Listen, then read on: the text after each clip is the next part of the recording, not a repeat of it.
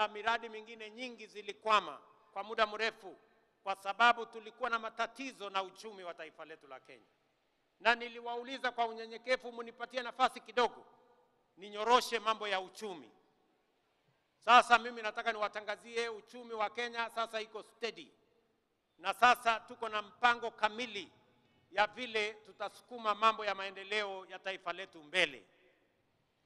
Vile vile viongozi wetu hapa walituuliza ya kwamba kuna barabara ingine ya kutoka Chuluni kwenda Zombe mpaka Mwitika.